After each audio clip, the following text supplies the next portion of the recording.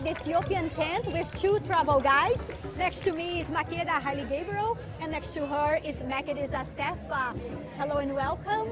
Hi, how are you? I'm very good, thank you. I have to say that I'm very excited to talk with you because I'm very curious about Ethiopian coffee and its ceremony. So I would like to hear you tell me a little bit about the history of the Ethiopian coffee, and then we will talk a little bit about the ceremony.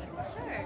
So the history started because of the first man to discover the Ethiopian coffee ceremony is the Ethiopian coffee bean is Ethiopian man, and we actually continued with the ceremony and the culture that because he had discovered it, and we were able to use the coffee bean and roast it and create the ceremony in that way. Okay, so we have set up this right now. Obviously, we cannot make coffee right now, but can you describe to me how the ceremony would work?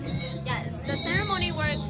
It's actually more than a ceremony. It's time to spend with family. So the way it starts is we have the coffee bean that's raw, and she's actually pulling it up right now. And what we do is we wash it and we roast it, and we use this clay pot that's handmade, and we put the roasted and grounded coffee into that pot and add some water, as well as put it on fire, and as soon as it brews, you pour it into these cups, and you actually drink the coffee with some snacks. That's actually whole wheat grains, and it's very delicious with the coffee. And this is something that takes hours for you when you do with your family and friends. This is like something very, very long and slow. Yes, it's a long process because we gather around, and actually typically we have some grass, fresh cut grass that's around it, just a little bit, and everyone sits around in these handmade stools that are made of wood, and everyone sits around and gets a cup of coffee, and there's actually steps. So the first step is called abol, and the abol is the first round that's made with the coffee beans, and then the second round is it's called hulatenya.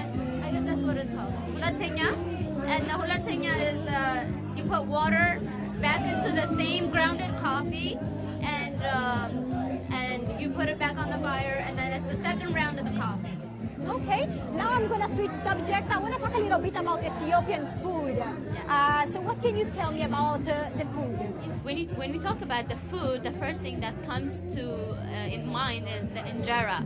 It's like a bread, and we have sauces, and we have the bread, the injera, and you eat it with hand, using your hands. Oh yeah, that's how I did it. So yeah, no spoons, no forks here. So you use your hand, and you grab some injera, and then you pour it in the sauce, and then you eat it. So we have various types of foods, but the most common is like injera with the sauces, and we have veggie sauces and chicken and many others too. Yeah. Okay, another thing I'm curious also about is the Ethiopian traditional dance. Sure, yeah. So we do have various cultures, and so it depends, like various dance styles, and the most common ones are like with shoulders here, and then with your hips. It's very interesting, and it's moving, Oh yes, I'm looking forward to watching, some dances. So I want to thank you both of you, to explaining a little bit more,